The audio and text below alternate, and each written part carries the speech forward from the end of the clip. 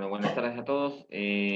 Vamos a dar inicio a la clase de hoy con el último punto, que es el punto 6, que nos quedaba de la polilla 7. El punto es el de procesos colectivos, ¿sí? Históricamente, la pretensión civil era esencialmente particular o privada, ¿sí? Es decir, solamente era deducida por el titular de un interés exclusivamente individual, es decir, el titular del derecho lesionado era el único legitimado, si persona física o jurídica, pero individual, para poder reclamar la tutela de ese derecho, ¿sí? Los demás han sido siempre absolutamente ajenos. Pero ¿esto por qué? Porque únicamente se pensaba en función de un interés exclusivamente individual, ¿sí? No es individual, ojo, en el sentido, digamos, peyorativo, despectivo, de que sea, digamos, egoísta, sino que simplemente es el titular del derecho que ha sido violado. Es decir, si a mí me ocasionan un daño en un bien o una cosa que es de mi patrimonio, únicamente yo, titular de ese bien o esa cosa, soy el único que tiene legitimación en principio activa para poder reclamar la reparación de ese daño sufrido, ¿sí? Eso es un interés individual, que es la gran mayoría de los casos, ¿sí? Ahora, ya en la década del 70 y muy fuerte en la década del 80, de los años 80, del siglo XX, obviamente, se empezó a hablar de otro tipo de intereses, de los intereses denominados colectivos, o también llamados, algunos los equiparaban como sinónimos de intereses difusos. No es exactamente lo contrario. Son intereses en los cuales no hay un titular determinado, ¿sí? Sino que hay un conjunto de personas que resultan afectadas por igual, en forma indefinida. ¿Estamos? Esto va de la mano de la aparición, o cuando se empieza a hablar, fundamentalmente en la década del 80, eh, del derecho ambiental, ¿sí? Que es el ejemplo de interés difuso. ¿Mm? Es decir, eh, un daño ambiental no provoca un perjuicio solamente a las personas que directamente lo sufran, ¿sí? Es decir, los que están al lado de la fábrica que está arrojando, al lado del río o del arroyo, donde una fábrica arroja desechos industriales. No solamente esas personas, sino una comunidad en general, ¿sí?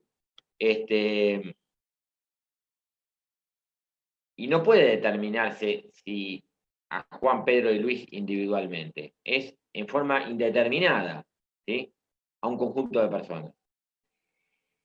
Estos son los denominados intereses difusos. ¿Por qué difusos? Porque la titularidad del derecho cuya reparación se reclama no está perfectamente determinada, porque no es un interés individual. Está difuminada, ¿sí? O diseminada entre un conjunto de personas, una comunidad determinada. Em,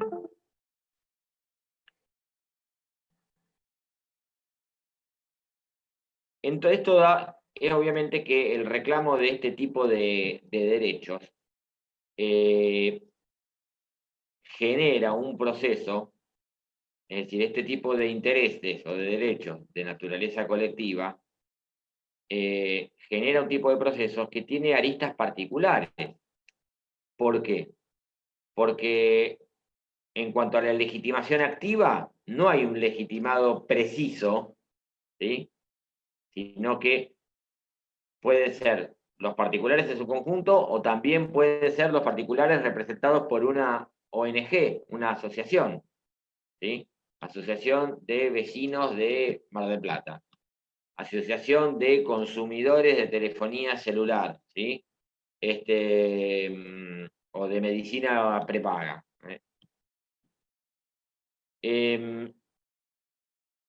Y también por el hecho que la posibilidad también, esto lo vamos a ir desandando en los próximos minutos, la posibilidad de que haya varios procesos colectivos similares al mismo tiempo y por lo tanto deban acumularse, ¿sí? Para que no se superpongan y para que no haya sentencias contradictorias. La posibilidad que, o mejor dicho, los efectos que pueda llegar a tener la sentencia que se dicte. Recuerden el tema de la cosa juzgada en principio. La cosa juzgada en principio únicamente tiene efectos respecto de las partes que han intervenido en el proceso. Pero en este caso, a ver, el proceso fue promovido por un grupo de vecinos de Mar del Plata. Yo no firmé la demanda y sin embargo, como vecino de Mar del Plata, me puedo llegar a ver beneficiado, yo que no participé en este proceso. Esto lo vieron ustedes cuando vieron la ley de defensa del consumidor, ¿sí? Entonces, el efecto erga omnes, es decir, expansivo de la cosa juzgada, a quienes no han participado del proceso, ¿sí? Y que puedan verse beneficiados por los efectos de la sentencia dictada en un proceso en el cual no actuaron como parte, ¿sí? En un interés individual, no. Si te presentaste y reclamaste, sí. Si no te presentaste, lo lamento. La dejaste pasar, ¿está claro? En función de todos estos elementos, vamos a ir viendo que el proceso colectivo es aquel en el cual existe un interés colectivo o difuso. La pretensión está basada en un interés colectivo difuso con una causa fáctica también colectiva,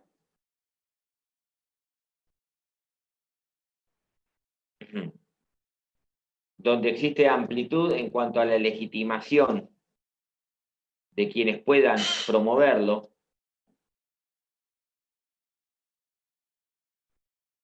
y donde la sentencia que se dicte pueda llegar a tener un efecto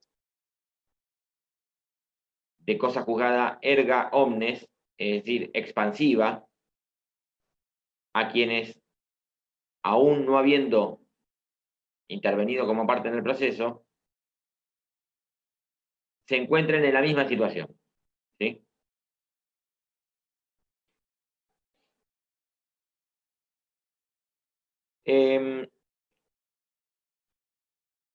Nosotros hasta acá hablamos de los denominados intereses difusos, donde no hay un titular perfectamente determinado, ¿sí? Y donde el daño es sufrido por una comunidad en conjunto. Sin embargo, los procesos colectivos, además de los intereses perfectamente colectivos, o también llamados difusos, se extienden a otra categoría. Y es el supuesto de todas aquellas personas que se encuentran en una idéntica situación. Es decir, que si bien tienen un interés individual, es exactamente igual en todos los legitimados. ¿Qué es el caso de los consumidores? El típico caso de los consumidores, ¿sí? Es decir, los consumidores de telefonía celular de una determinada empresa, a la cual la empresa les está cargando un no sé, cargo administrativo, por ejemplo, que no, en la factura, que no corresponde, ¿sí?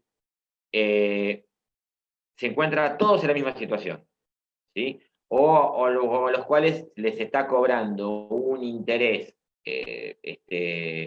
o el banco, por ejemplo, un interés que no corresponde, están todos en la misma situación, los clientes bancarios de ese banco.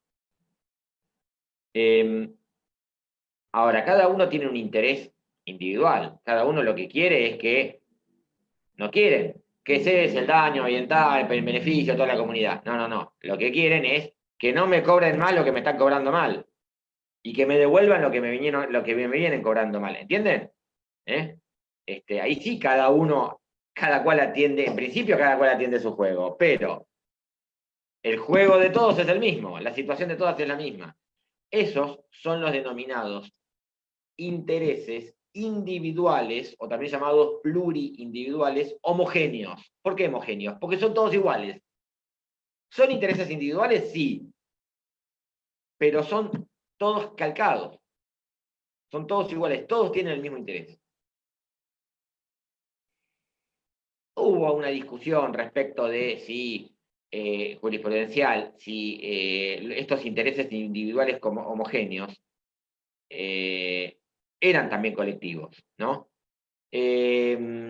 Esta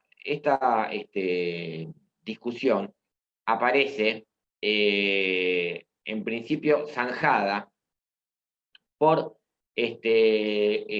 por un precedente que es fundamental, que es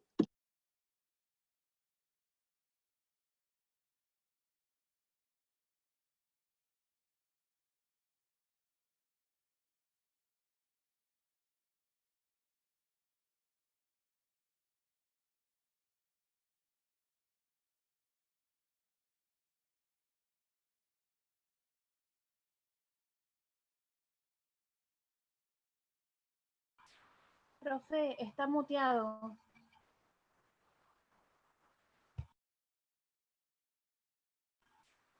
Profesor. Profe, no sé, está con el micrófono apagado.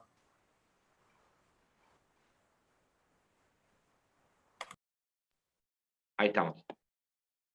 Les decía, Alavi, junto a otras personas más, Alavi creo que era abogado, repito, había interpuesto un amparo contra el Estado Nacional, en el cual pedía la inconstitucionalidad de un decreto que que había dictado el Estado Nacional, el Poder Ejecutivo de la Nación, por el cual permitía que el Poder Ejecutivo de la Nación interviniera y controlara todas las telecomunicaciones.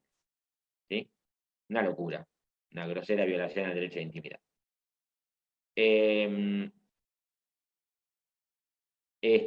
Alavi con este amparo llega hasta la Corte de Nación y la Corte de Nación, no nos vamos a meter en temas de derecho constitucional, que no son ajenos en este momento, pero sí en la cuestión procesal, estrictamente, que nos interesa, y es que acá la Corte expresamente se expide respecto de los intereses individuales homogéneos. Lo que dice es, bueno, Alavi en realidad está reclamando que a él no le interfieran en las comunicaciones.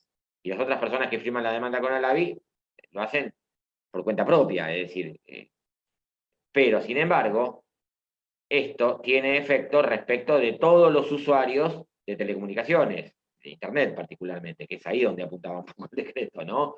Entonces, la Corte lo que dice, hace mención a que esto quedaría equiparado en las denominadas acciones de clase del derecho norteamericano.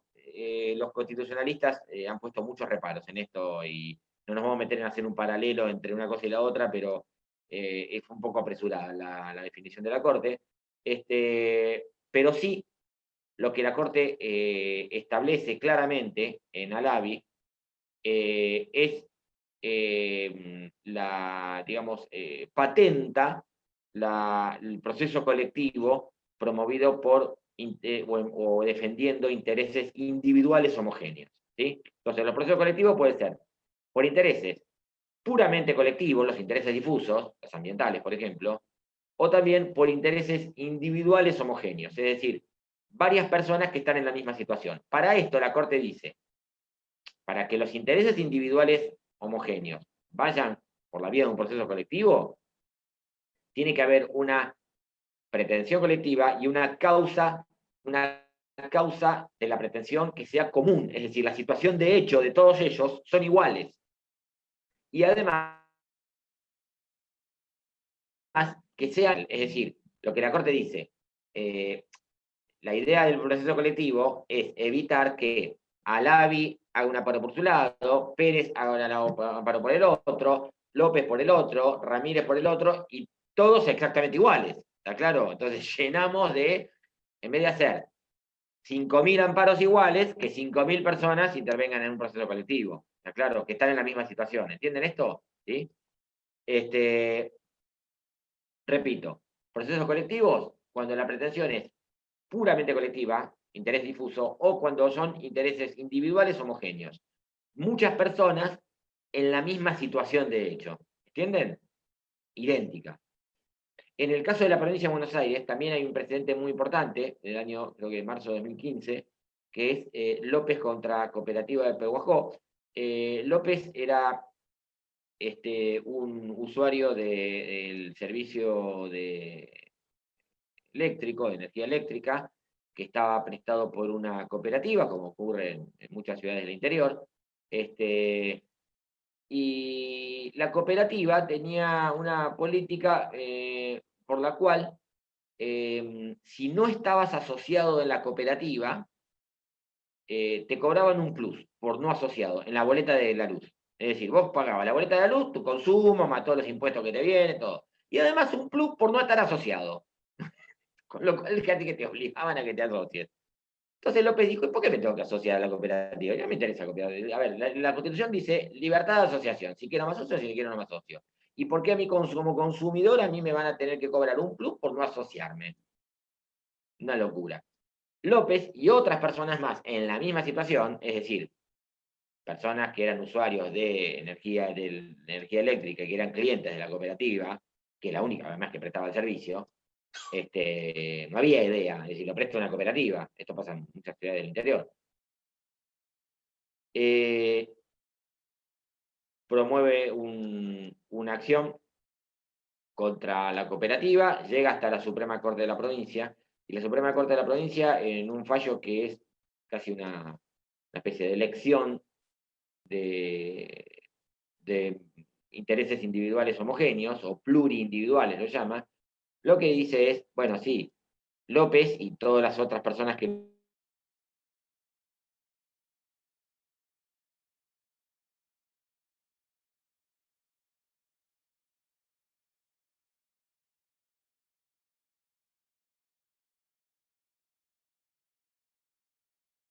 de Pehuajó, ¿sí? Que la cooperativa de energía eléctrica, cooperativa de electricidad de Pehuajó. ¿Están legislados en nuestro derecho los procesos colectivos? Ni. En realidad, no hay una ley de procesos colectivos y de hecho los especialistas del tema normalmente reclaman la existencia de una ley que regule los procesos colectivos en la Argentina. Eso no hay. Lo que sí hay es algunas normas en algunas leyes y también en acordadas de la Suprema Corte y de la Corte Suprema. La Suprema Corte de la provincia de Buenos Aires dicta una acordada que es la 3660 del 13, está ahí en el programa, 3660 del 13, que crea el registro de procesos colectivos o procesos de incidencia colectiva. ¿Sí? ¿Esto para qué? Para que no se superpongan este tipo de procesos. ¿Sí? Entonces, esta acordada lo que dispone es que cuando hay un proceso de incidencia colectiva, el juez inmediatamente, en el plazo dice de 5 días, tiene que inscribir, anoticiar a este registro, indicando cuáles son las partes y cuál es el objeto de este proceso, cuál es el interés colectivo cuya tutela se reclama. Y si surgiera que hay otro proceso igual, entonces tiene que remitir las actuaciones, va a intervenir, mejor dicho, el juzgado, el juez que previno, es decir, se aplica la regla de acumulación de procesos, que primero notificó la demanda. Y este registro, que en principio es la Suprema Corte es provincial, están los, que ahora vamos a hacer mención, los amparos de incidencia colectiva, promovidos en la provincia, amparos de incidencia colectiva en el resto del país, procesos de otro tipo, colectivos, que no sean amparos, de la provincia, y procesos de otro tipo, que no sean amparos, en el resto del país. Pero nada más, crea un registro, no dice cómo hacer el proceso colectivo, nada. La Corte de Nación, la Corte Suprema de Justicia de la Nación, va un poquito más allá. En primer término, en la acordada, en la 32/14, crea un registro también de procesos colectivos o de procesos de incidencia colectiva. ¿Sí? Y posteriormente va a dictar otra acordada, que es la acordada 12/16, Corte de Nación, donde ahí sí, con un poquito más de detalle, lo que hace es indicar cómo tiene que plantearse una demanda colectiva, es decir, además de indicar quiénes son los quienes se presentan, hay que determinar cuál es el interés colectivo que estamos reclamando, ¿sí?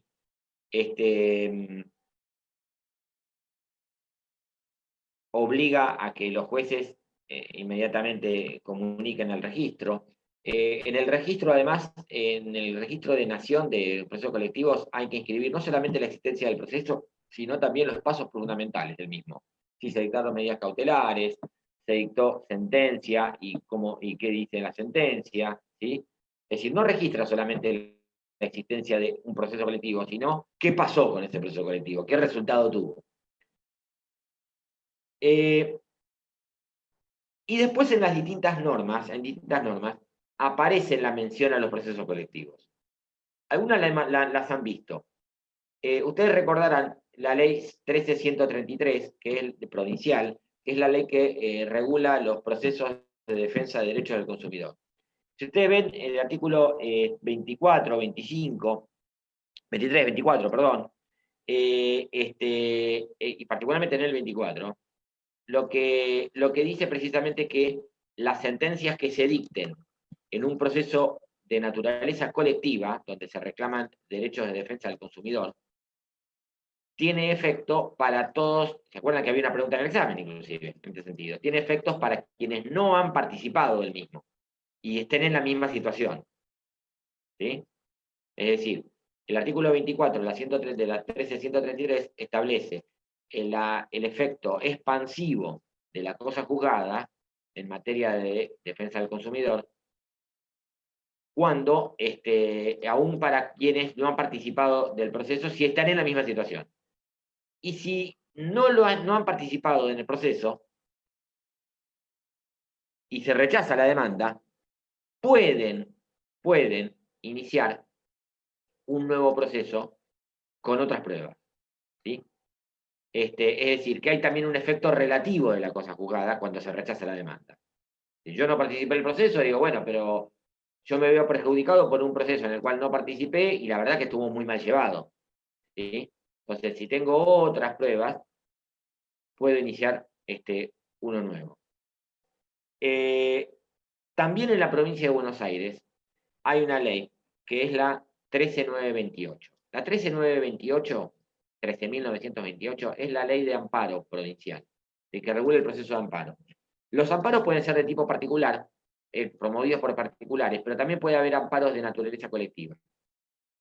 La ley lo que dice es que si hay un amparo de naturaleza colectiva y es promovido por particulares, hay intereses individuales, es necesario determinar, mencionar y explicar bien por qué o en qué medida esos intereses son idénticos, son homogéneos. ¿Sí? Es decir, no podemos juntar gente por juntar, no promovemos una demanda colectiva, sino que va a ser colectivo si los intereses verdaderamente son idénticos, si son homogéneos. ¿Estamos? Esto hay que explicarlo en la demanda. ¿Sí? Es un requisito de admisibilidad. Y la sentencia, si se dicta, también efecto a quienes no han participado en el proceso, pero si se rechaza la demanda, se rechaza el amparo, no impide de que quienes no participaron del proceso pueden iniciar uno nuevo con otras pruebas. Es decir, un efecto relativo de la cosa juzgada. No cierra definitivamente la cuestión. Pregunta, Pablo, dentro de lo que es el proceso colectivo, ¿se relaciona o tiene algo en común con el liticonsorcio? A ver, si es un interés difuso, no hay un liticonsorcio, hay un solo interés, el de una comunidad indeterminada. En los casos de los intereses plurindividuales homogéneos, sí, claramente sí, porque cada uno actúa en un interés individual, y sí hay un interés, hay un liticonsorcio. La ley de amparo provincial tramitaría por proceso sumarísimo. Es un proceso regulado que no nos vamos a meter porque lo ven en el derecho procesal civil, por la ley 13928, que es similar al sumarísimo, pero no es exactamente igual. Otra cosa más es que también en estos casos se permite que quienes no participaron del proceso y se ven beneficiados por una sentencia favorable para sus intereses, puedan luego presentarse en la etapa de liquidación, de ejecución, para poder determinar cuál es el perjuicio sufrido. Es decir, a ver, los consumidores o los clientes del banco X promueven una acción, un amparo colectivo contra el banco como consumidores, y en la cual solicitan que no se le cobre más X cargo administrativo. ¿Sí? Yo no participo en ese proceso, no firmo la demanda, no intervengo. Me entero que sale la sentencia a favor de los consumidores. Yo como consumidor puedo después presentarme y decir, yo soy consumidor hace 2 años de este banco y me vienen cobrando todo esto. Pido que me lo devuelvan. ¿Entienden esto? Entonces me puedo sumar en la etapa de cobro, para que ustedes entiendan, que es de ejecución de la sentencia. ¿Está claro? Aún cuando no participé del proceso. ¿Sí?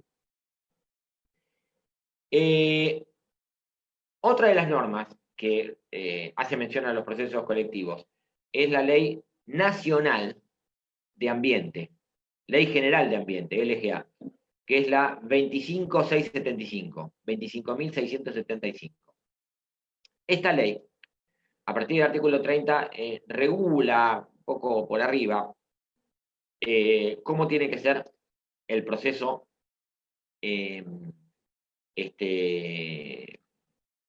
por reclamo de daños ambientales, y particularmente en el artículo 33, en la última parte, establece que si se hace lugar a la demanda, tiene efecto para todos los que se encuentran en la misma situación, hayan o no participado del proceso, como parte. Si se rechaza la demanda, esto no impide que los que están en la misma situación puedan iniciar un proceso igual si el rechazo fue por motivos probatorios. Es decir, supongamos que un conjunto de personas o una ONG promueve una demanda por daño ambiental,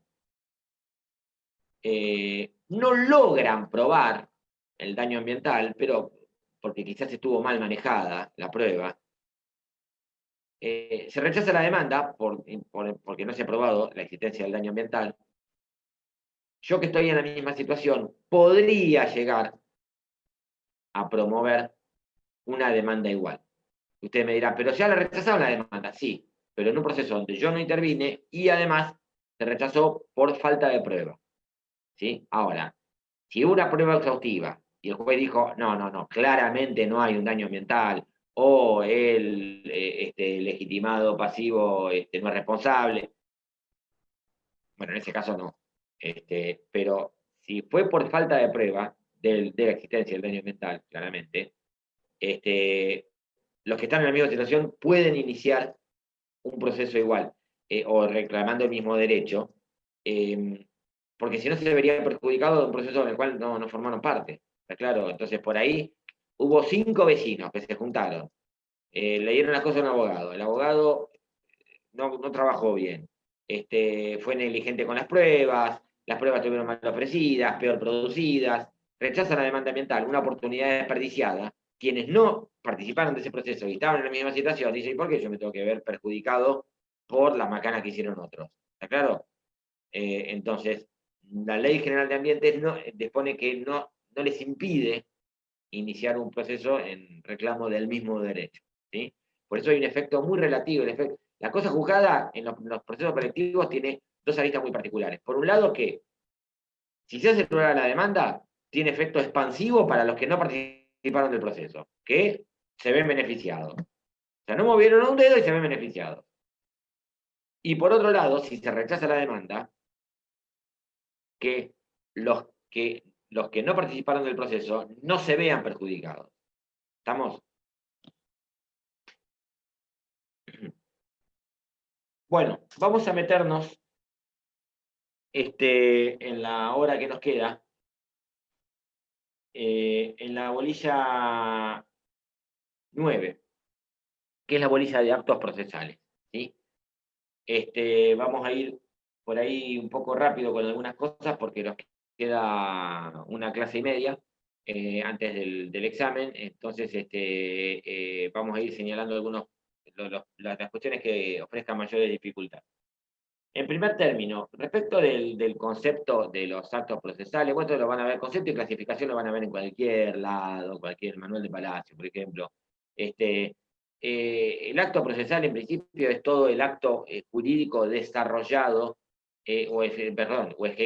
ejecutado dentro del proceso, es decir, aquel que tenga por finalidad el inicio, continuación o extinción de un proceso, sea proveniente este acto del órgano judicial, juez secretario, de las partes y sus letrados, o de terceros, ¿sí? Van a ver en cualquier lado una clasificación de actos del juez, por un lado, las resoluciones judiciales, por ejemplo, actos de las partes, por el otro, toda la presentación, demanda, contestación, y actos de terceros, que puede ser de los terceros que forman parte del proceso, terceros citados al proceso, o de terceros ajenos al proceso, como un testigo. La declaración de un testigo es un acto de un tercero que es ajeno al proceso, ¿sí? Es un acto procesal la declaración de un testigo. ¿Hay alguna discusión respecto de las similitudes o diferencias entre los actos procesales y los actos jurídicos, los actos del derecho civil o del derecho privado, si ustedes quieren? Y particularmente, algunos dicen, los actos procesales son actos jurídicos realizados dentro del proceso. Otros dicen, no, un momentito. Está bien, eso es así, pero los actos procesales tienen características particulares. Hay quienes entienden que los actos procesales no pueden ser impugnados por vicio del consentimiento. No puede pedirse una nulidad. Si bien hay nulidades procesales, que no vemos en esta materia, pero las nulidades procesales están motivadas en la inobservancia de las formas impuestas por el código. Ahora, ¿podría un acto procesal ser nulo por un vicio del consentimiento? Es decir, ¿recuerdan los vicios del consentimiento? Error, dolo, violencia, vicio de lesión objetiva, los que vieron derecho civil parte general. ¿Podemos indagar en cómo se formó la voluntad de una parte cuando firmó un escrito? ¿Sí? ¿Podemos pedir la nulidad de eso? ¿Entienden esto? De la misma manera que podemos hacerlo con la firma, con un contrato. ¿Estamos? Puede ser susceptible de ser atacado de nulidad por vicio del consentimiento un acto procesal? Bueno, tradicionalmente se entendió que no, que lo escrito está en un expediente, ¿sí? O ahora firmado electrónicamente, ¿sí? Ni siquiera holográficamente. Pero en muchos casos, en otros no.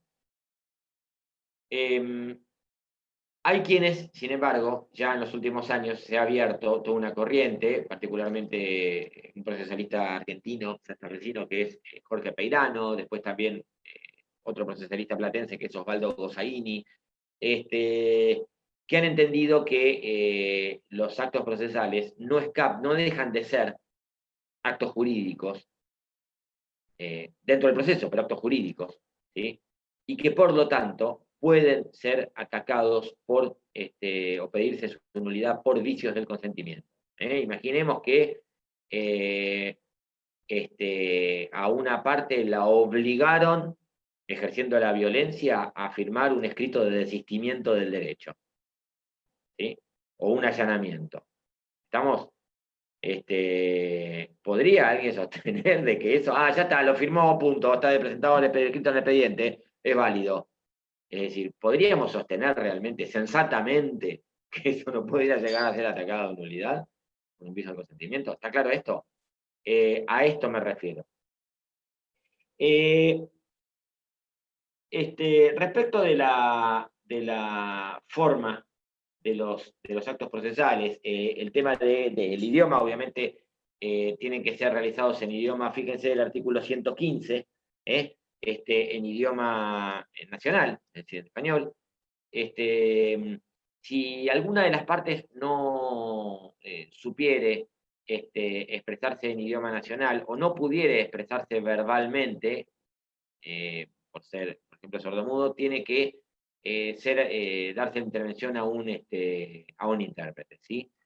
Forzosamente. Los escritos sí o sí tienen que ser, las presentaciones por escrita tienen que ser sí o sí presentadas en idioma nacional, ¿sí? Y si hay documentación que esté en idioma extranjero, tiene que ser presentada con la debida traducción por un traductor público nacional. Imagínense de que es un contrato redactado en otro idioma, en inglés, por ejemplo. Hay que acompañar la traducción realizada por un traductor público nacional. Ahora pasa cada vez menos, pero durante mucho tiempo por ahí era relativamente frecuente cuando les tocaba iniciar por ahí un proceso sucesorio que eran inmigrantes italianos y las partidas de nacimiento, por ejemplo, o de matrimonio, estaban en italiano, ¿sí? Porque se habían nacido y se habían casado, habían contraído matrimonio en Italia, antes de venir para acá. Entonces, en ese caso, es necesario, hacer previamente una traducción por un traductor público nacional y acompañar las dos cosas, el original y la traducción por un traductor público nacional. ¿Está claro? El 117 habla de la anotación de peticiones. La anotación de peticiones, esto medio que ha quedado, hoy es un poco practicable, va a quedar en desuso. Y es que, en principio, cada presentación que hagan las partes, y cada pedido que hagan las partes, se tiene que hacer por escrito mediante la presentación precisamente de un escrito. Ahora, en algunos casos, para presentaciones que son muy de mero trámite, fíjense el 117, reiteración de oficios de exhortos, de gloses, de poderes o documentación, agregar documentación, puede hacerse mediante una petición en forma manuscrita. Esto se hizo para simplificar la cuestión y de que cuando el abogado iba a la mesa de entrada del juzgado, no tenga que decir, bueno, voy al estudio, redacto un escrito y lo traigo de vuelta, sino que ahí mismo en el expediente poder hacerlo en forma manuscrita. Yo digo que esto hoy ha quedado un poco en desuso, precisamente por la presentación electrónica, lo que vamos a ver después, y porque es imposible concurrir a un juzgado. Es decir, sí es posible, pero hay que pedir turno. Es decir, para eso directamente ya mando el pedido que tenga que hacer, lo mando de forma electrónica. Si no voy a pido turno para ir y en forma manuscrita en el expediente pedir algo. Directamente lo pido en forma electrónica, ¿está claro? no tiene mucho sentido. Esto, repito, era para por una cuestión de principio de celeridad, para agilizar el proceso y que el pedido se haga en el momento, en forma manuscrita, precisamente por ser una cuestión muy de mero trámite. Todas las peticiones que realizan las partes, en principio, ¿cómo se canalizan? Nuestro proceso hoy por hoy es esencialmente escrito. Si bien hay un avance hacia la oralidad hoy tiene que ver más que nada con la producción de ciertas pruebas, particularmente la confesional y la testimonial. Pero en cuanto a las presentaciones de las partes, demanda, contestación o todos los escritos que sirvan para activar el proceso, impulsarlo, siempre es por escrito. Esas presentaciones se llaman precisamente escritos. Los escritos, esto lo explicamos cuando hablamos de demanda, de contestación, fíjense el 118. El 118 dice confeccionados con tinta negra, azul negra, bueno, eso olvídense. Ya, si bien sí es cierto, si van en soporte de papel van a ir con tinta negra, pero ahora vamos a hacer mención a algunas cuestiones que tengan un poquito más actuales. En cuanto al contenido, esto sí, el escrito normalmente tiene arriba de todo, un encabezado o sumario, que es el título. Ustedes, ¿qué es lo que están pidiendo? ¿Sí? Contesta demanda, en el caso que te contestaran demanda. Si ustedes están pidiendo la apertura de juicio a prueba, solicite apertura a prueba. Generalmente uno lo hace en negrita, subrayado. Después abajo, señor juez, 2 puntos. El encabezado, ¿quién se presenta? ¿Sí? La parte con el patrocinio del doctor fulano o directamente del doctor fulano, en calidad de apoderado de una de las partes. ¿Sí? Y después el cuerpo principal, ¿qué es lo que estamos pidiendo? Vengo por el presente a contestar demanda, o vengo por el presente a solicitar la apertura de juicio a prueba, o vengo por el presente a solicitar que se llamen auto para dictar sentencia. ¿Qué es lo que pedimos? Y abajo será justicia, es lo mismo. Eso depende de la forma de cada uno. Si se presentó la parte con patrocinio de su abogado, lo firmarán los dos. Si presentó el abogado como apoderado, lo firma el solo. Ahora, esto, a ver, toda la vida, hasta hace unos 5 años, pongámosle, esto se hacía en papel, ¿sí? Lo redactábamos en papel, imprimíamos en la computadora, antes de la computadora, en la máquina de escribir, con un carbónico, para hacer la copia, y si no, con la computadora se hacía en papel, imprimíamos, lo firmaba el abogado, lo firmaba su cliente, si actuaba el abogado como patrocinante, si actuaba el abogado solamente como apoderado, firma y sello el abogado, nada más. Íbamos a el juzgado, donde tramita el proceso, hacíamos la cola en la mesa de entrada, cuando llegábamos, presentábamos el escrito. Normalmente pedíamos el expediente y presentábamos, pero aunque no estuviera el expediente, el escrito lo podíamos presentar igual.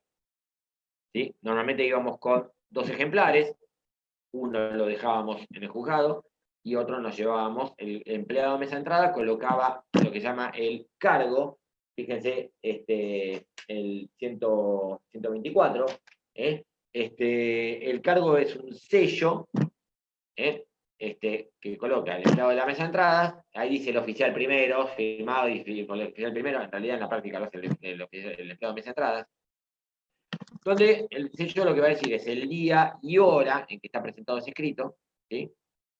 Si el escrito lleva copias o no lleva copias, si está firmado o no por letrado, ¿sí? Entonces va a poner un sello en el original que ustedes presentaron y otro sello igual en la copia. Ustedes se llevan la copia. Para su control, por si se llegara a perder ese escrito, le queda una constancia de que ustedes lo presentaron, ¿sí? Entonces, esto toda la vida fue así. Redacto el escrito en la computadora, imprimo, firmo, voy a tribunales, lo presento. ¿Sí? Esto obviamente genera acumulación de papel en el expediente, genera y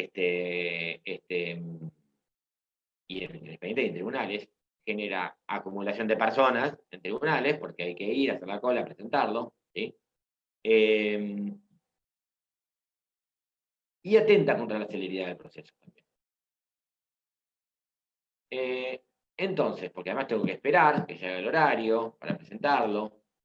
Entonces, es ahí que empieza a la Corte a dictar una serie de acordadas, en virtud de las cuales se regulan las presentaciones electrónicas.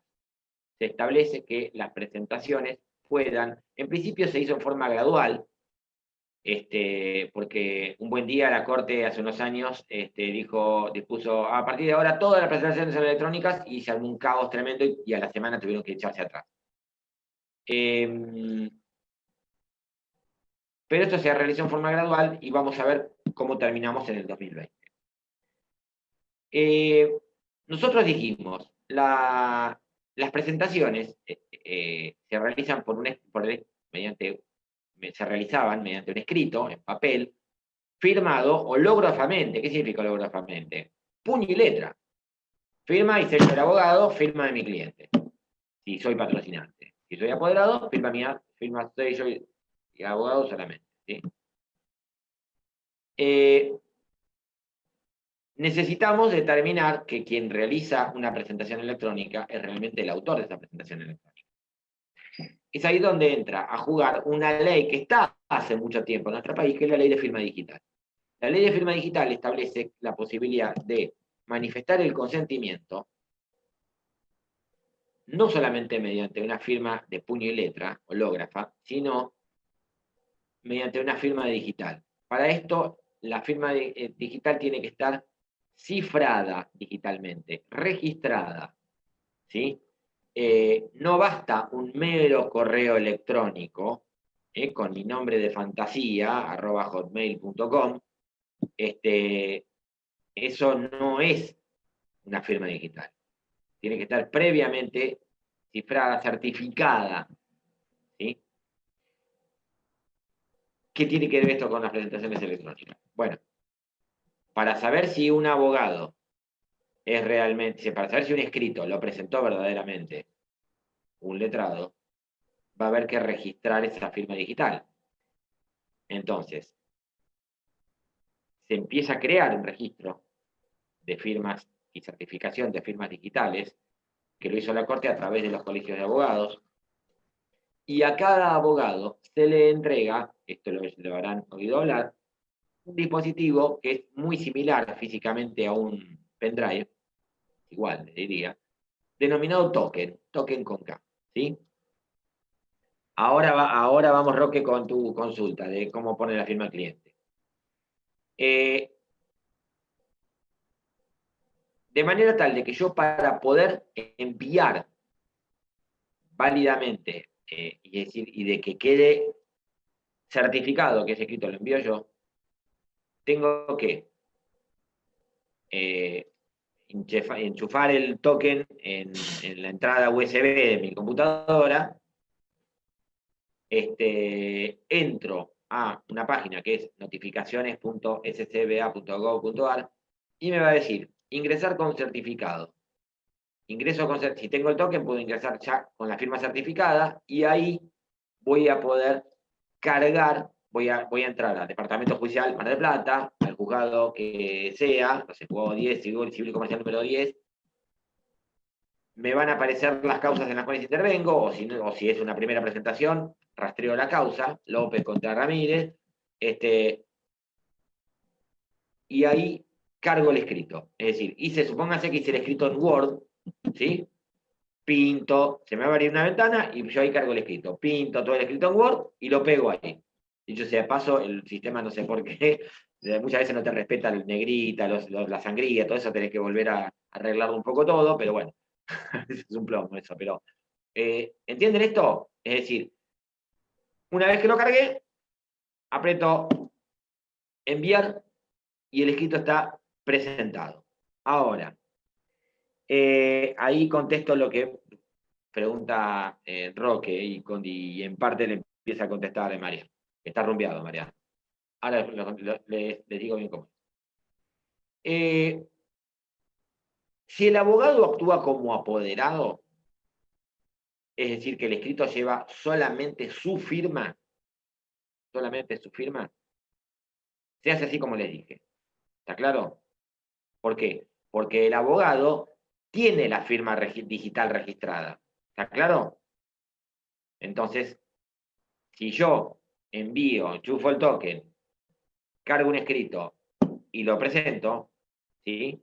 Lo envío, el hecho de que yo lo haya hecho con el token mío, da por acreditado de que soy yo el autor de ese escrito. ¿Por qué? Porque está firmado digitalmente. El token es el que precisamente le va a dar la firma digital, ¿sí? Porque ahí está cargada, por así decir, si me escucha un ingeniero informático me mata, la firma digital mía. ¿Estamos?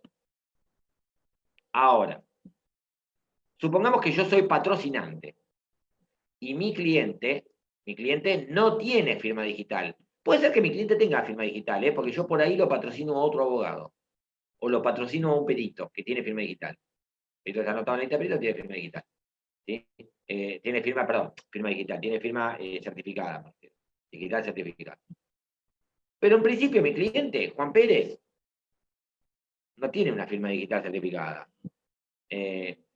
Entonces, ¿cómo sabe el juez que el escrito, porque yo pongo Juan Pérez por mi derecho con el patrocinio del doctor Guillermo Verdi, redacto el escrito, lo envío con mi token, está firmado por mí digitalmente, pero por mi cliente no, si no tiene firma digital certificada. ¿Entienden esto? Entonces, ¿cómo hace para firmar el cliente? Que es lo que preguntaban hace un rato. De la siguiente manera, esto ha tenido dos etapas. Hasta este año, lo que hacía era, yo podía presentarlo en papel y en 24 horas lo escaneaba y lo enviaba al juzgado. La copia escaneada con la constancia de la presentación. Es decir, lo presentaba a la vieja usanza. Lo firmaba yo, lo firmaba mi cliente, lo presentaba y en 24 horas lo tenía que escanear y mandar. Dentro de las 24 horas y mandarlo. Ahora, este año imposible esto. Entonces, sale una acordada que es la 3975/20, que sale en abril de este año, que si bien en principio pareciera como que es en forma provisoria, en realidad eso llegó para quedarse. Y establece lo siguiente. Establece, junto con otra resolución que dicta la Corte, establece lo siguiente. Que en estos casos,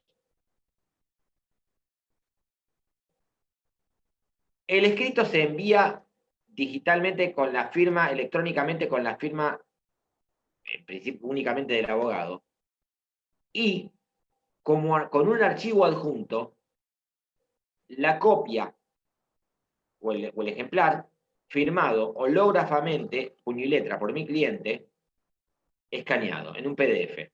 ¿Sí? Es decir, el procedimiento va a ser el siguiente. Repito, yo soy abogado apoderado, quiero presentar un escrito diciendo pido apertura de juicio a prueba, redacto el escrito, lo cargo, lo envío. Ya está. Yo soy abogado patrocinante, ¿sí? Lo llamo a mi cliente, redacto, o mejor dicho, redacto el escrito, lo llamo a mi cliente lo firma, puño y letra, le doy la lapicera y lo firma, yo también lo firmo, ese escrito lo envío, el texto del escrito es igual, lo envío como si yo fuera apoderado, pero va a decir Juan Carlos Pérez con el patrocinio del doctor Guillermo Verdi, pero además, para que el juez vea que mi cliente lo firma, le acompaño en un archivo adjunto un PDF, el PDF con el escrito que me firmó mi cliente en mi estudio. ¿Entienden?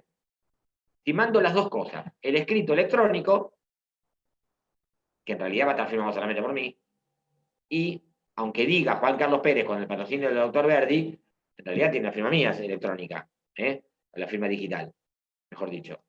Y lo acompaño con un PDF adjunto con el escrito firmado con virome, entiendan, de puño y letra por mi cliente y por mí.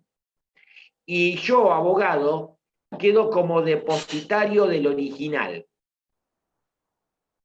Me lo quedo, yo, en una carpeta. Y el juez en cualquier momento me puede intimar a que presente el original. ¿Está claro esto? ¿Sí?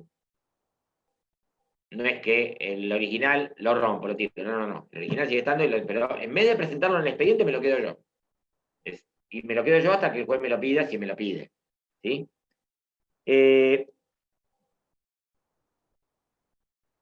Claro, los escritos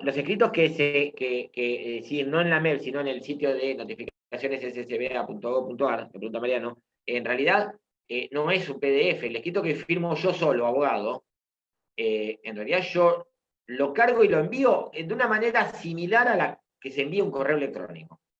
¿Sí? Es una mecánica así, relativamente similar. Ahora, repito, si yo actúo como patrocinante, no basta con eso, sino que tengo que acompañar el escrito firmado por mi cliente, escaneado. Lo escaneo, me queda un archivo PDF y lo acompaño como archivo adjunto. Si no, de lo contrario, me van a intimar a que lo presente, si no, se metieron por no presentar. A ver, Silvana, y otras veces lo presenta el abogado patrocinante y el cliente lo debe ratificar, ¿no? Bueno, en algún caso, bueno, acá Silvana está tocando un tema que ahora que iba a entrar ahora. Durante mucho tiempo, si yo era abogado, si el abogado es patrocinante, se pedía que todos los escritos estén firmados por el abogado y el cliente. Lo cual era a veces engorroso porque implicaba a llamar al cliente para firmar por ahí un escrito pidiendo libre en una cédula. ¿Se encuentra? Un escrito de mero trámite. Esto hizo que se modificara la ley de ejercicio profesional y la ley 5177 y se permitiera que los escritos, que el abogado, a un solo patrocinante, podía presentar con su sola firma escritos que sean de mero trámite. Esto además está reglamentado por una acordada de la Suprema Corte. ¿Sí? Todo esto está en el material que yo les he subido, que está en el aula del campo virtual, sobre presentaciones electrónicas. Entonces, el abogado, aún siendo patrocinante, puede presentar con su sola firma escritos que sean de mero trámite, es decir, que sirvan para impulsar el proceso. No es de mero trámite la demanda, la contestación de demanda, la contestación de intervención de terceros, un pedido de medida cautelar, un escrito de interposición de recurso y de fundamentación del recurso. Eso no es mero trámite. Todos los que requieran sustanciación no es mero trámite, pero los escritos que sirven para impulsar el proceso, en ese caso, basta con que los presente el abogado. Entonces, no hace falta que yo llame al cliente para que me firme el escrito, lo escaneo. Lo presento yo, Guillermo Verdi, como patrocinante de la parte actora. ¿Está claro? ¿Entienden esto? Esto hace también que se agilice bastante el proceso, ¿sí? Y que se trate de evitar el escrito en soporte papel o en escaneado en un PDF, ¿sí? Entonces, recapitulando un poquito. Régimen de presentaciones electrónicas.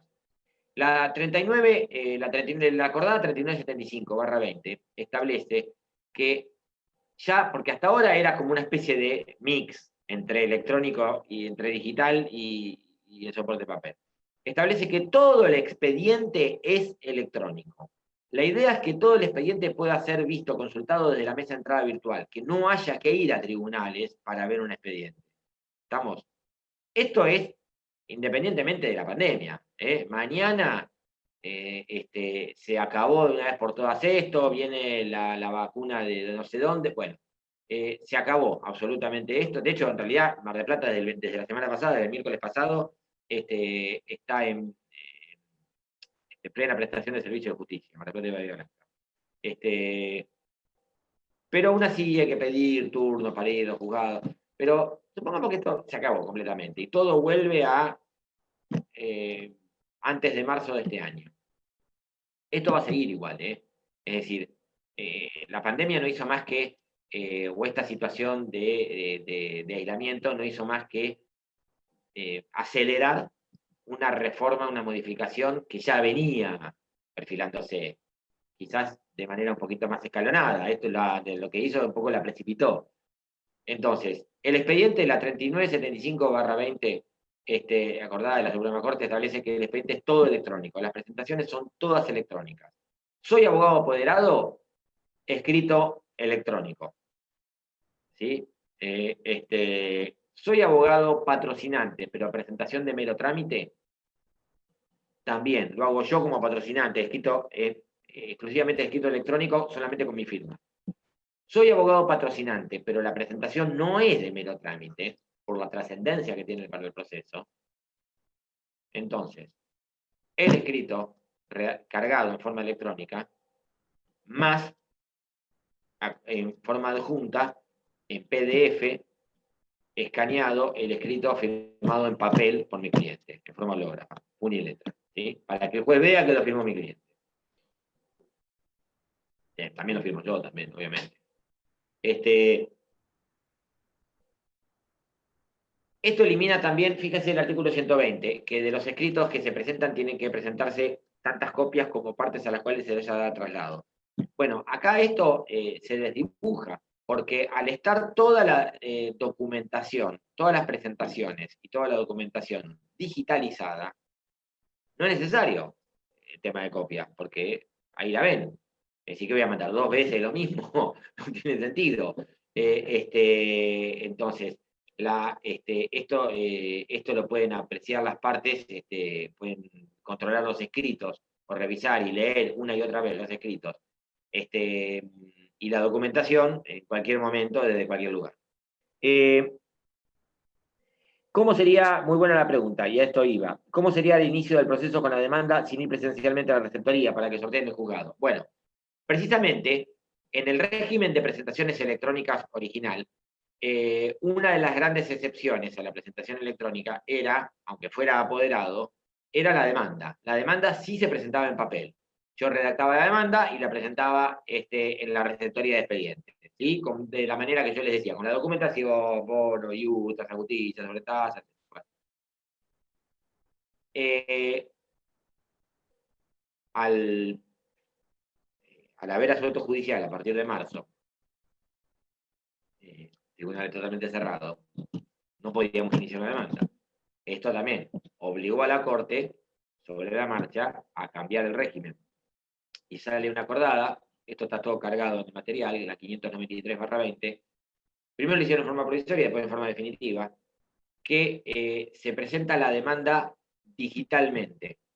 Es decir, que yo lo que hago es, en vez de ir a la receptoría y presentarla en forma presencial, en papel, si soy abogado apoderado, la demanda en forma digitalmente, con un escrito electrónico. Si soy abogado patrocinante, la demanda en forma electrónica, más la demanda escaneada y firmada por mi cliente en un PDF.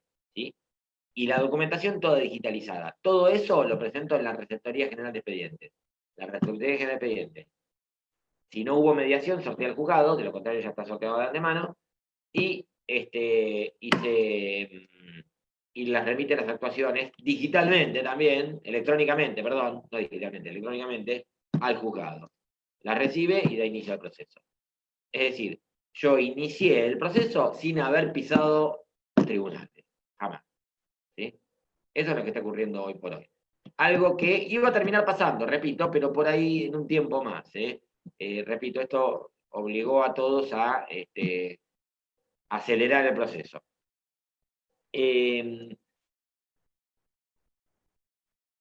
Otra de las cuestiones es el expediente, ya lo vimos, el expediente respecto al concepto, formación, préstamo, expediente electrónico. Bueno, esto ya lo vimos recién. El expediente hoy por hoy es en principio es enteramente electrónico, y para aquellos expedientes que ya estaban tramitando con soporte papel, es decir, que van a estar un poco mitad y mitad. Todas las presentaciones serán electrónicas a partir de que se dictó la acordada 3975, es decir, a partir de abril de este año, y quedará así el expediente en papel lo que estaba ya realizado. No es que hay que digitalizar todo lo viejo, porque para ir es un expediente que lleva 8 años, no vamos a poner a escanear todo.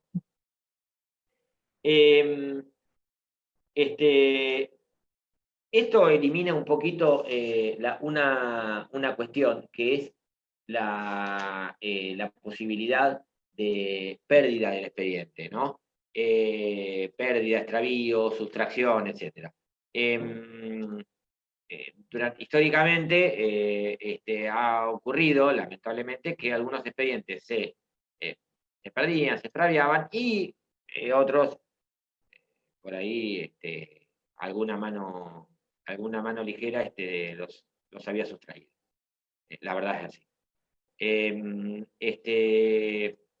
Cuando un expediente desaparece, por el motivo que sea, normalmente tiene un proceso de reconstrucción.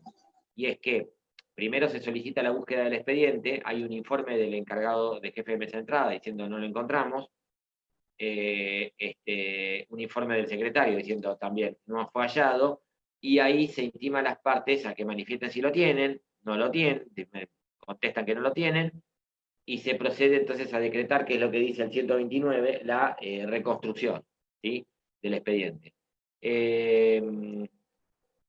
Y para la reconstrucción, cada parte es intimada para que presente todos los elementos que tuviera en su poder, es decir, las copias. Hoy por hoy, con un expediente que sea enteramente electrónico, no hay manera que se pierda, que se extravíe, porque está todo digitalizado, está todo subido a la mesa de entrada virtual. Es decir, no hay riesgo de pérdida. Esto agiliza también algunas cuestiones, como el tema de los desgloses, es decir, cuando muchas veces nosotros presentábamos documentación original, los juzgados, ya sea a pedido de parte o a veces de oficio, desglosaban la documentación original y la guardaban en el juzgado, lo cual también implicaba que ocupe espacio, una responsabilidad por si se perdía, por si se pierde el expediente. Si ustedes iniciaban un juicio donde había, no sé, un contrato, donde reclamaban un incumplimiento de contrato, lo más importante era el contrato. Pedían el desglose del contrato por las dudas que desaparezca el expediente y se les iba el contrato también. Y sonaban ahí. Entonces, uno normalmente pedía el desglose. Ahora, al estar todo digitalizado, eso ya se va a evitar, se evita, ¿sí? Porque el original lo siguen teniendo ustedes en su poder. El juez lo que está viendo es el original escaneado. Y si tiene alguna duda, puede intimarlo que ustedes vayan y lo presenten. Otra cuestión también que el expediente electrónico empieza a eliminar es el tema de los préstamos de expediente, porque muchas veces las partes, el expediente una no se lo puede llevar así, hola, quiero verlo, me lo llevo. No, el expediente únicamente puede ser entregado a las partes, sus o sus letrados, si lo piden por escrito y el juez lo ordena por escrito, y en determinados supuestos que son del artículo 127. Para practicar liquidación, expresar agravios, contestar agravios, etc. A veces, por razones fundadas también, si necesitan ustedes sacar copias del expediente, efectuar una compulsa. Ahora, con el expediente en papel, esto tenía sentido, ¿sí? Necesito ver el expediente, necesito sacar fotocopias del expediente, o necesito verlo con detenimiento, no en la mesa de entrada, de apuro. Ahora, si está el expediente todo, en este caso yo tenía que presentar un escrito, el juez me otorgaba el préstamo y me daba 48 horas, por ejemplo, para devolver el expediente. Si yo no lo devolvía, 128, tenía una multa de 2 IUs por cada día de retardo. Es una multa procesal, ejemplo, multa procesal, en ejercicio de facultad disciplinaria. Ahora, al ser el expediente enteramente electrónico, esto fundamentalmente para los que han arrancado este año, ya no tengo que ir y pedir el préstamo del expediente. ¿Por qué? Para verlo, entro en la mesa de entrada virtual y veo todo. ¿Está claro? ¿Qué pasa con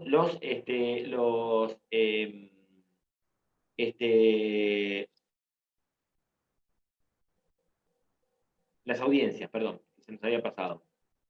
Si ustedes ven el 125, van a ver que dice que las audiencias son públicas, excepto que el juez dispusiese lo contrario, por ahí cuestiones que puedan involucrar la intimidad de las partes. Son señaladas con anticipación no menor de 3 días. Empiezan a la hora designada, pero los citados, no las partes, los citados tienen la posibilidad o una espera de 30 minutos más, ¿sí? Es decir, los citados tienen la obligación solamente de esperar 30 minutos, es decir, el juzgado puede demorar el inicio 30 minutos. Este es un gran problema. Si la audiencia es a las 10 de la mañana, el horario de inicio es a las 10 de la mañana. ¿Sí? Si el juzgado quiere darle inicio a las 10 de la mañana, puede hacerlo. Ha existido una idea y una mala interpretación del 125 inciso cuarto, donde dice los obligados solamente tienen la obligación, los citados, perdón, tienen la obligación de esperar solamente 30 minutos. Esto significa que yo soy parte actora, la audiencia es a las 10 de la mañana, yo me puedo quedar esperando que empiece hasta las 10:30, pero a las 10:30 me la tenés que empezar. ¿Sí? Esto vamos a ver que es un poquito flexible por algunas cuestiones. Ahora, la audiencia tiene que empezar a las 10. Muchas veces se dice, no, hay media hora de tolerancia. No hay media hora de tolerancia. Solamente en la absolución de posiciones, en la audiencia confesional hay media hora de tolerancia. Para el absolvente, solamente. Ni siquiera para otra parte, para el absolvente, para el que tiene que absolver posiciones, que tiene que declarar. Es el único que tiene media hora de tolerancia. Pero después, si la audiencia es a las 10, es a las 10. Lo que dice el 125, dice cuarto, es que si yo voy a las 10, y la audiencia no a las 10, no me pueden hacer esperar hasta las 3 de la tarde, ¿está claro? O hasta las 2 de la tarde, o hasta la 1:30, ¿sí? Ahora, a veces, esta espera es mayor de media hora. ¿Por qué es mayor de media hora? Porque hay otra audiencia anterior que no terminó. Entonces, ahí no queda más remedio, ¿sí? El inciso quinto dice, el secretario levantará un acta indicando lo sucedido. Esto ya hemos hablado de esto. Si bien el secretario levanta un acta de la audiencia, históricamente las audiencias de prueba muchas veces se tomaban en una salita de 3x3 donde en realidad quien estaba presente era un empleado. El empleado redactaba el acta, se lo llevaba al secretario y el secretario la firmaba. Pero la verdad que nunca estuvo el secretario. Esto con el modelo de nueva gestión judicial, donde se está transitando hacia una oralidad en las audiencias de prueba, esto ha cambiado. Y no solamente está el secretario presente, sino que también está el juez presidiendo las audiencias de prueba. ¿Sí? Lo cual es muy importante por motivos que ya hemos explicado en su momento. Principio de mediación, verdad jurídica objetiva, etc.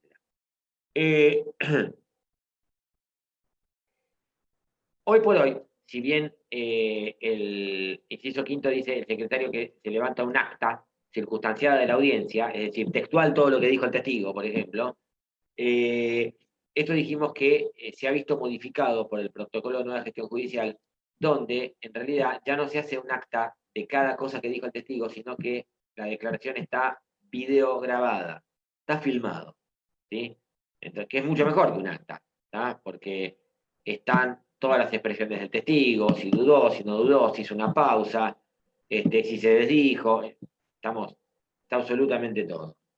Si se puso colorado, no se puso colorado, estaba nervioso, estaba tranquilo, todo, ¿sí? Que eso en un acta no aparece, no figura. A veces en un acta el testigo decía una cosa y después decía, no, eso no, me corrijo. Y lo corregía todo.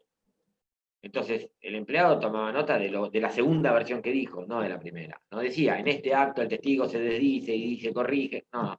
Ahora, en una filmación eso está todo. ¿Sí? Y lo podemos recrear cuantas veces queramos. ¿Sí? Por eso el tema de las audiencias, del acta, ¿las hacía el secretario? Sí, la firmaba el secretario. ¿Estaba el secretario presente? No. Hoy, nueva gestión judicial, oralmente. No solamente está el secretario presente, sino que también está el juez. Y no se hace un acta, sino hace un acta solamente de que compareció el testigo. Es decir, el acta de la audiencia va a ser Mar del Plata, 2 de diciembre de 2020, a la audiencia de los autos caratulados, deja constancia que ha comparecido el testigo tal, quien acredita la identidad con DNI tal, que exhibe en este acto. Firma el testigo, punto. Pero el contenido de la declaración no está en el acta, está en la grabación, en la videograbación. Bien. El punto 4, actos de transmisión, oficios de exhortos, vistas y traslados. Vamos a ver ese solo punto, porque notificaciones lo vamos a ver la clase que viene, porque va a ser una clase entera prácticamente. ¿Qué son los oficios y los exhortos? Los oficios y los exhortos son comunicaciones que libra el juez a otra a otra entidad pública o privada o a otro órgano judicial. Ahora, por ejemplo, cuando el juez quiere librar una comunicación, por ejemplo, pidiéndole determinada documentación a una entidad pública o privada, lo hace mediante un oficio. Cuando libra una comunicación a un juez de la provincia de Buenos Aires, también lo hace mediante un oficio. En el primer caso, los oficios que son para actividades probatorias los firman los abogados. En el segundo caso, los oficios que van de juez a juez los firma el juez. E inclusive actualmente se hacen electrónicamente, se pueden hacer electrónicamente. De juez a juez o de juez a fiscal, por ejemplo. ¿Sí? Supongamos que el juez le pide a un agente fiscal del Departamento de Justicia de Mar del Plata que le envíe una causa penal. Le envía un oficio electrónico. Antes se hacía en papel. Firmaba el juez y yo lo llevaba a la fiscalía correspondiente. Ahora directamente es en forma electrónica. Ahora, cuando la comunicación es de un juez de la provincia de Buenos Aires a un juez de otra jurisdicción, Cava, u otra provincia o federal, ¿sí? Es decir, un juez que no es de la provincia de Buenos Aires, es mediante un exhorto, que es similar, pero va a cumplir una serie de requisitos que están en una ley que se llama, que lleva el número 22.172, que lo que va a indicar es una serie de requisitos. El juez tiene que indicar en el exhorto que le libra a un juez de otra jurisdicción, además de los datos del proceso, dónde tramitan, va a tener que indicar que él es competente y por qué es competente, qué es lo que se reclama en el proceso, quiénes son las partes y lo que le pide. Y además hay que indicar quiénes son las personas autorizadas para llevar ese exhorto. Si libra un exhorto a un juez de Cava, por ejemplo, sea federal o sea nacional, eso va a tener que indicar quién es el que va a presentar ese exhorto ante ese juez. Entonces el juez, si por ejemplo solicita a un hospital público un expediente o algún documento, ¿lo hace a través de un oficio? Sí, exactamente, lo hace a través de un oficio. El oficio normalmente lo que va a hacer es el juez, muchas veces lo firman los abogados y lo lleva en el soporte papel el primer abogado y lo lleva en soporte papel el abogado.